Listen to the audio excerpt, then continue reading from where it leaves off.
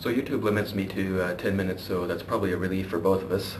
I think there's some real questions about what the core in any discipline could be, and especially psychology.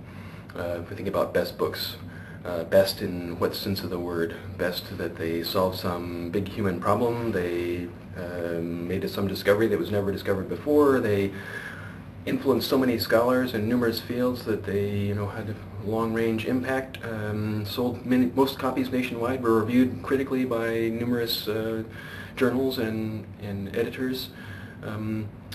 Best for the general reader, best for the specialist, best for the deep researcher, knowledgeable scholar. These just can't be answered about a book from 2006 or a book that recent. Second, the issue of the core for whom. Who is reading books in psychology? Psychology faculty claim never to read books and to read only journal articles, and across a wide range of journals as well. And monographs they used to read were from specific psychology series, so the kinds of books that might fit into those might come anyhow on blanket plans on who knows. Critical books, best books in psychology, not likely a book. And what is psychology? Counseling, clinical, medical, pathology, developmental, cognitive, personality, memory, social psychology, intelligence, emotion, motivation, brain studies? The Elsevier Encyclopedia has 250 pages under the psyche, various psyches. The Macmillan 1968 Encyclopedia of Social Sciences has 275 pages. Wikipedia has numerous pages and affiliate links. Google has its usual thousands of hits. APA has 6 words: the study of mind and behavior. But think how broad a field that encompasses. On Stanford campus, there are numerous departments and schools that have psychology as part of one aspect of their discipline. There are many of them. Consider this recent center that was announced at Stanford on brain research that connects psychology, neurobiology, neurology, computer science, and electrical engineering. No one expect to gather, we would still expect to gather psychology books on campus because there are lots of disciplines that might use the book material that summarizes key areas and for them in their affiliate disciplines or in their completely unrelated but have an interest in psychology, like business, political science, education, organizational design, computer design. And there are feedback loops between these interdisciplinary areas in psychology back and forth. We can only have to think of market psychology and election psychology in our year to consider what some of the impacts that psychology has on affiliate disciplines. I'm going to take just a second here to ask you to reflect on what it is I'm doing now. I'm not doing anything fancy. I'm doing this presentation through a different kind of media, and I'm not in there in face-to-face, but I'd ask you for just a second to think about what effect it has on you as a participant in the experience. I teach online, I use chat reference, and there's always this question of, is it good enough? What's the point of the talking head? Can these things be done online?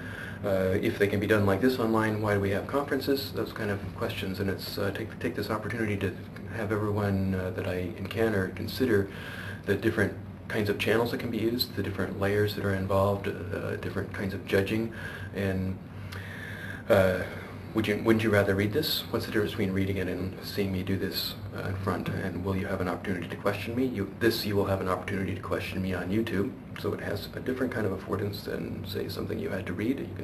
You're here anyhow, you're going to see the whole panel. It might add new values.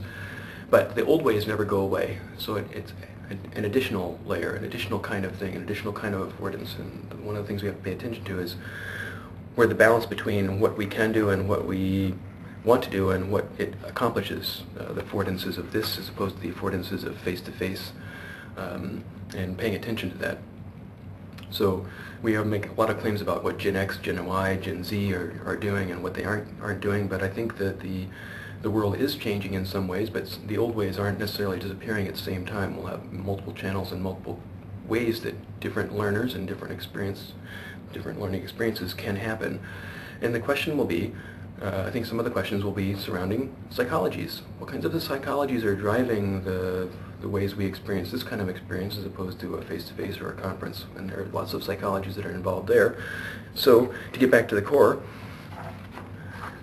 these are things that I would consider the most important in the core now. Is there's this immediacy issue. Conferencing is a kind of immediacy. This is a kind of immediacy, and there's long-term value. Books embed longer-term value than this kind of experience does.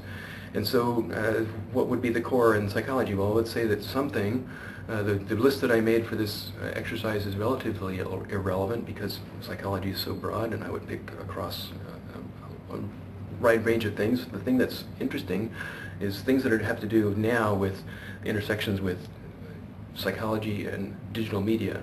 What things are it's going to affect design, it's going to affect how people design computer software and programs and things like that because of the studies that are being done now, and this feedback loop might actually influence what we use and how we experience computer screens, how we experience this kind of thing. For the longer range, brain study, how is this kind of thing or the kinds of digital media affect learning in what kinds of parts of the brain do they use? I think this is one of the more fascinating areas, and it's going to likely to have a long-range impact on people understanding what we should do next and where technology should go and where technology's affordances best match with human psychology. Because even though all these changes are occurring, human psychology isn't changing nearly that fast. Human psychology is staying relatively the same, and this is one of the interesting questions. So for me, the core in psychology now, after working through this and thinking about it, and what I would ask a vendor to do is not necessarily this kind of core list that we've created, but rather it's notice that what is embedded in both of those cases, the long range and the immediacy of digital, is a problem-oriented approach where they're bringing in disciplines from an array of disciplines, formerly traditional disciplines, in to address a problem. So what might be interesting, or what you might want to capture, or what you might want to get for your library is this, it's a different kind of interdisciplinary. It's a problem-oriented way of looking at across the disciplines. And so you're getting the discipline as a core in whatever way, but you may want a vendor to try to collate these materials. So are we thinking suddenly subject tracings, indices, thesauri? Could be that there's something interesting between vendors and what librarians and libraries always do. Synthetic structures, conjoining these various aspects, larger and smaller. I think that the thing that's more important, going to be more important in our at least immediate time, is not comprehensive collections in everything and getting the last just-in-case thing, but rather discovery. The things that we can do to discover these connections across and have users and researchers find these connections within the material we gather. Thank you for your time. I appreciate it, putting up with this.